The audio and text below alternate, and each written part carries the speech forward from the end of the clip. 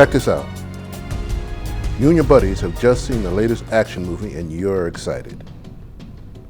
Now you've also seen all those fantasy TV shows with their incredible fighting scenes. You're familiar with Jet Li, Michael Jai White, Donnie Yen, Jackie Chan, and of course, Bruce Lee. You've been watching them for years and now you say, hey, I can do that. And why not? You're young, talented, flexible as all get out. You've won grand champion or first place in forms, or sparring in a number of tournaments. Your kicks are picture perfect. You can even hold that 6 o'clock position with either leg.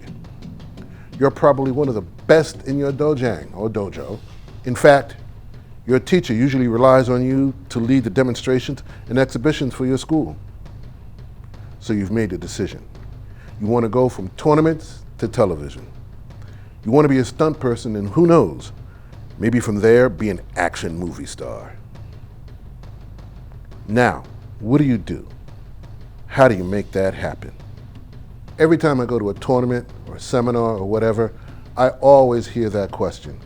What do? How do I get into television? How do I get into movies? Well, what I decided to do is I got together with a couple of my buddies and we've come up with a couple of things to help you get on that path. My buddies are Scott Rhodes,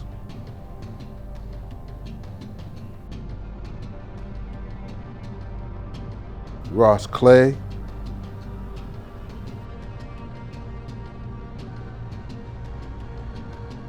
and TJ Glenn. All right, before we get started, something I want to make clear, and something I want to make sure everybody understands. There is a difference between real techniques and believable techniques. Real techniques will get someone hurt. Television and movies uses believable techniques. Now, believable techniques are based on real techniques. And I did a whole thing on why you don't use real techniques, but suffice it to say, real techniques are not going to really work on camera the way you think they are. Plus, a lot of directors, even not so much the directors, the actor that you may be paired with may not have trained at all, so they won't be familiar with the real techniques. Bruce Lee didn't use real techniques. He took techniques from real techniques and made them believable. So get that out of your head right now. You are not going to do real techniques. We're going to do believable techniques. One of the things that you should do is take a staged combat class. Now, you usually find those classes at a local college or university, especially if they have a theater department. Those classes, though may seem unnecessary at first, are really going to help you. You will learn how to kick, punch, and other techniques in a way to keep you and your fellow performers safe. Minimize accidents. You will learn about selling the techniques, making the techniques believable to the audience. You'll make the audience believe that you are actually hit. You learn about reaction times, being in sync with your partner, the person that you're doing the scene with, moving at the same times, moving at the same speeds. The stage combat class may seem a little unfamiliar and unnecessary, but remember, you're about to enter into a world in which you're not really familiar with all their rules and regulations. Think of taking a stage combat class as if you're taking a completely new martial art. You need to have a variety of fighting styles and techniques. Remember, audience don't care if Captain America, James Bond, or Batman. They don't care if he takes Taekwondo or Kung Fu. They really don't. All they're interested in is in a good fight. And quiet as it's kept, most directors can't tell you the difference between Kung Fu, Aikido, Taekwondo, Kung Fu, Wushu, They can't tell you the difference, and they care even less. Scott Rhodes has said, you need to have a variety of fighting styles and techniques in your bag if you want to be a good stunt fighter. You should know everything from the Wild West ballroom brawl with its broken rhythms and so-called wild, sloppy techniques to the almost ballet-like precision of a Hong Kong fight scene. The more techniques and styles you have to offer, the more valuable you become to producers and fight coordinators. Take boxing classes so you know how to hold your hands differently than you would in like karate. You also learn how to maneuver your body around differently than you would if you were used to taking Tai Chi or Wushu, Kung Fu, or even Taekwondo. Maybe add some Wushu to your movements. Open up your technique so that an audience can see what you're doing, especially if you've been doing a lot more fighting and sparring than you have been doing forms. Gymnastics, grappling, tumbling, dancing, even ballroom dancing. All these type of classes will enhance your capabilities and increase your skills, and they will be able to make you look that much more better on screen.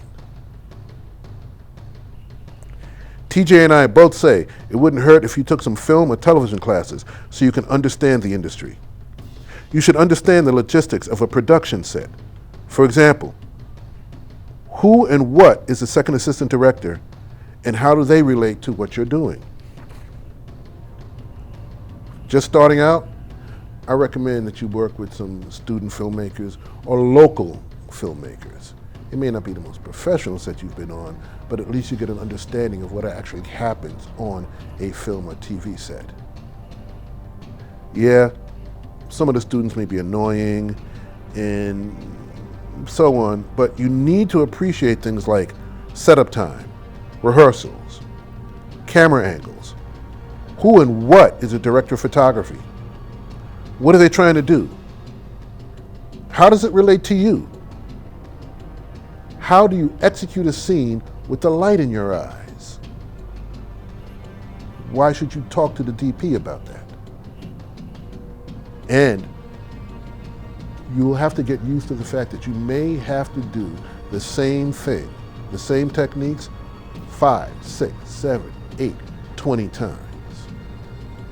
It may not be that you did anything wrong. They may need to get it from different angles and different setups. You need to understand the safety elements of walking a set, making sure there aren't any obstructions such as screws, pieces of glass, or whatever. If you're doing an exterior scene, make sure that the ground is dry. There are no slippery spots. Get a professional headshot. Don't take one from your cell phone camera, and don't just get one from a buddy of yours who just happened to be at your aunt's 40th wedding anniversary. Get a professional headshot. Go to a professional photographer, one who is used to working with actors. Regional theater groups and college theater programs are a great place to start to look for those kind of guys. Be prepared to travel. If you don't live in a major media market like New York or Los Angeles, Atlanta, Chicago, and so forth, you may need to consider moving there. But do your due diligence. Understand what's going on in that town before you just decide to up and move there. Visit the area first. Find out the cost of living, apartments, transportations, and so forth. Again, do your due diligence. Something else that you can do, especially at the beginning of your career, is to apprentice. You can apprentice with an established stunt person or join a legitimate stunt group. And I do want to emphasize the word legitimate, because make sure that you check their credentials, see what they've done, et cetera, and so forth. And once they've accepted you, and once you're in the group, more than likely they'll recommend or they'll have you go through some of the same things that we just discussed, taking a stage combat class, understanding how to take high falls and things like that. They may send you someplace, or they may even give the classes themselves. Because remember, being a stunt person is not just about knowing how to fight. You really need to expand your skill set. There's driving, high falls. Hey, whatever a writer can imagine, the director, through the stunt person, will try to make it appear real on screen. Okay, that's it for now, but believe me, there's a lot more. Oh, there is a whole lot more that I can tell you, more than I can cover in just one episode. But there's a couple of things I want to leave you with before we go. One thing is, there is no off season for doing this. You always have to maintain top mental and physical condition. That's going to be really, really important. There is no off season. TJ, Ross, Scott, and myself, we all agree on this. One of the most important things for you to do is this: leave your ego at the door.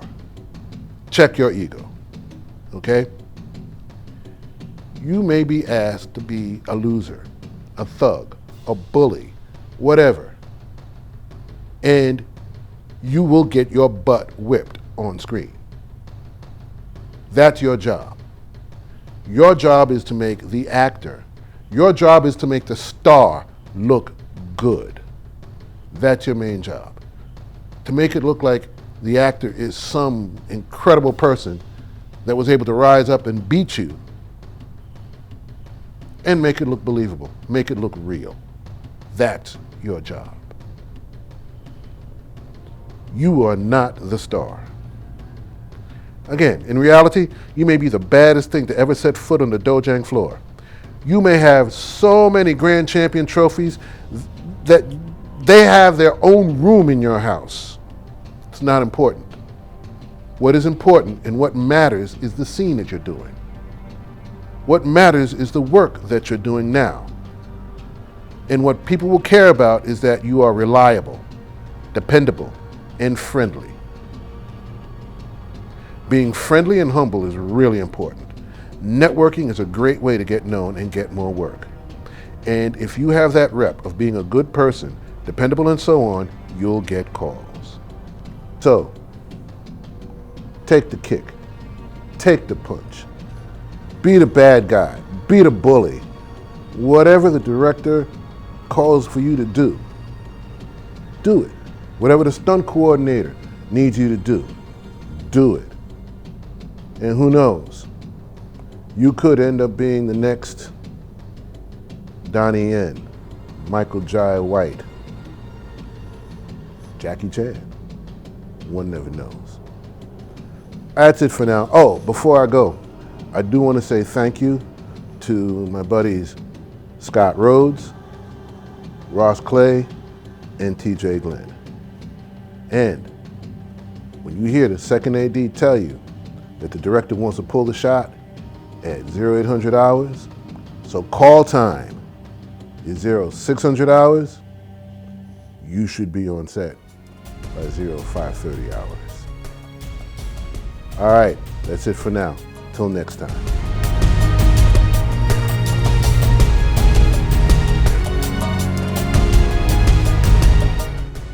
Check this out. Here we go again. I was at a tournament, and this master was complaining about the fight scenes in recent movies. He was yelling that no one would do those moves or techniques in a real fight.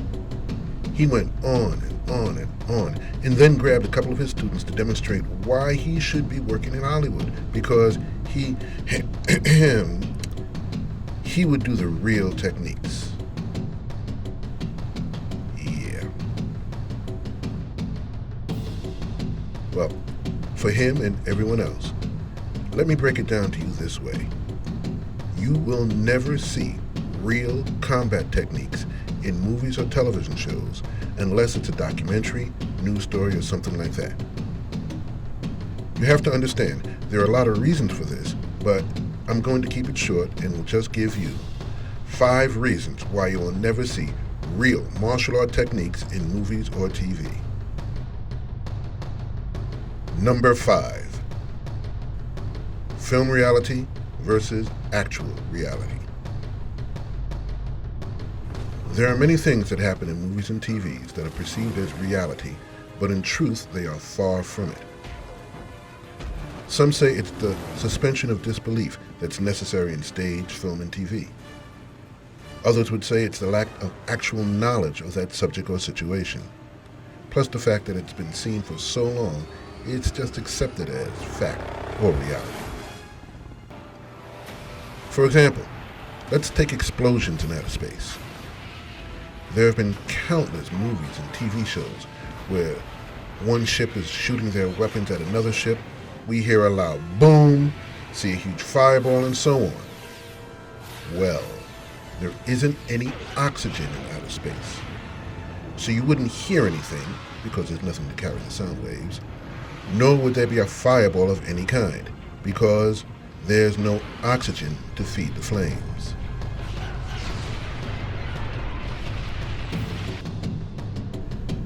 Another one is that fights are smooth exchanges of techniques. No. If you've ever seen or been involved in an actual street fight, you know that's not true. Real fights are sloppy affairs that in no way resemble the clean, efficient things you see in the movies. There are wild swings, there's grabbing, sometimes just a lot of posturing before anything actually happens. Or they are so sudden that the other person, your opponent, has no chance to defend themselves. If you doubt what I'm saying, watch a boxing or an MMA match, especially the amateur acts. A lot of time is spent measuring the opponent, circling around, waiting for an opening, and then maybe you'll have an attack and a counter to it. They are nothing close to the smooth, efficient fights you see in TV or in the movies, especially the martial art movies.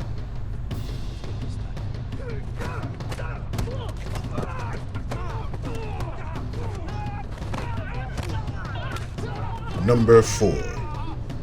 Real techniques are hidden.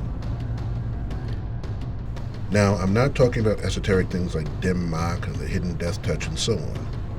No, I mean simple, straightforward, actual combat techniques. Well-trained fighters do not telegraph their techniques. They try not to let their opponent know what they're going to do beforehand. Well-trained fighters learn not to move their shoulders before they punch. They learn not to shift their weight before they kick, and they also don't do a huge wind-up before they strike. This is what I mean by hidden techniques. Real techniques should be so quick and elusive that your opponent isn't sure what happened. Well, the audience wants to see what happened. They want to see that kick or punch or whatever was used to beat that opponent. Number 3. Real techniques will get someone severely injured. The purpose of real martial art techniques is to disable or eliminate your opponent. The techniques were designed for warfare, whether it's on a military battlefield or an inner-city back alley. Now, I'm sure every martial artist can recall when learning these techniques, there was a lot of pain involved and sometimes an injury or two. When teaching these techniques, experienced masters would either show them slowly or slightly alter the technique to make sure that their partner isn't hurt. Altering the real techniques is what experienced fight choreographers do so that none of the performers get seriously hurt. Whether it's Lau Kao Leong, Sammo Hung, or Yuen Wu Ping, they alter the real techniques so that the movements are still exciting to watch and not lethal to the actors. So even if some contact is made, it will cause the least amount of pain and injury. At the end of the workday, the actors want to go home safe, sound, and injury-free. Number 2.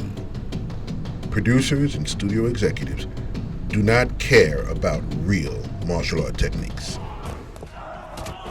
A producer's primary concern is not what is the most effective technique in a situation, but rather what is the most exciting technique that will thrill the audience and have more people come to see their movies so they can make more money, and more money.